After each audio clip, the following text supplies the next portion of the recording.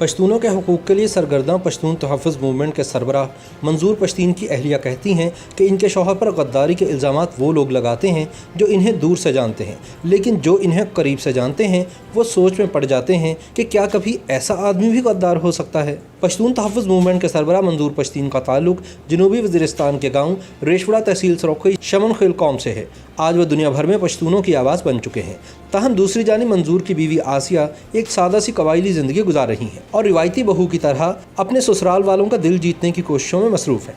वो एक ज़ेर अताब पश्तून सियासी रहनुमा की बीवी का किरदार इंतहाई मुश्किल से निभा रही हैं। वो जानती हैं कि मंजूर पश्तीन ने पश्तून कौम के मसाइल और तकालीफ दूर करने के लिए अपने आप को वक्फ कर दिया है। एक तालीम याफ्ता उस्ताद के घर पैदा होने वाले मंजूर पश्तीन की शादी सन 2016 में उस वक्त हुई जब वो खैबर पख्तूनख्वा के जनूबी ज़िला डेरा इस्माइल खान की ज़फ़राबाद कॉलोनी में किराए के एक मकान में रिहाइश पजीर थे। पश्तून खुसूसन कबायली मुआशरे में औरतें अवामी मुकामात पर नहीं देखी जाती, इसीलिए आसिया भी ज़्यादा वक्त घर के मामलात पर ही सर्फ करती हैं। मंजूर की 26 साल अहलिया ने 6ठी जमात तक तालीम हासिल कर रखी है। अल्लाह ने इन्हें एक बेटे और बेटी से नवाजा है। आसिया अपने शौहर मंजूर के किरदार से बहुत मुतासिर दिखाई देती हैं और कहती हैं कि वो खुशकिस्मत हैं कि इन्हें मंजूर जैसा शौहर और प्यार करने वाला ख़ानदान मिला है। अलबत्ता ये भी एक सच है कि अपने सियासी ख्यालात और पश्तून तहरीक की वजह से मंजूर पश्तीन काफ़ी ख़तरनाक सूरत हाल से दोचार है।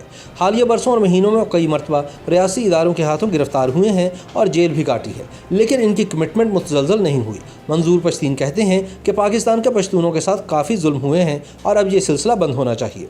अलबत्ता इनकी अहलिया आसिया का कहना है कि वो हमेशा मंजूर के महफूज रहने की दुआ करती रहती हैं और दूसरों को भी दुआ करने की दरख्वास्त करती हैं।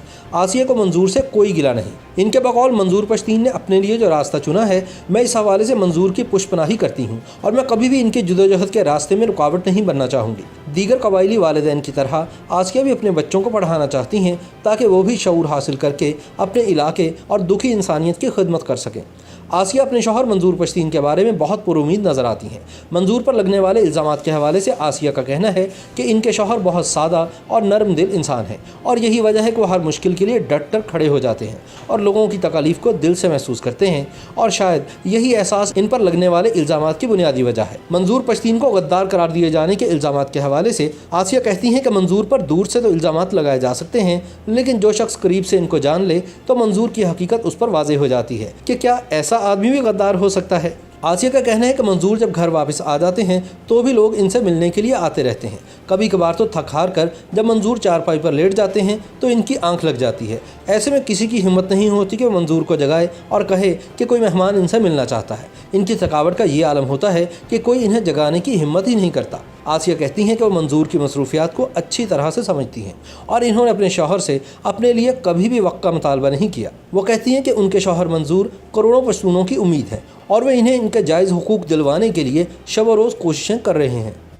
YouTube पर गूगली न्यूज देखने के लिए youtube.com की सर्च बार में गूगली न्यूज टीवी टाइप करें। गूगली न्यूज के पेज पर सुर्ख रंग के सब्सक्रिप्शन वाले बटन पर क्लिक करना ना भूलिए। YouTube पेज पर अपलोड होने वाली वीडियोस से बाखबर रहने के लिए बेल आइकन पर क्लिक कीजिए। आपको हर नई वीडियो के बारे में नोटिफिकेशन मौसूल हो जाएगा।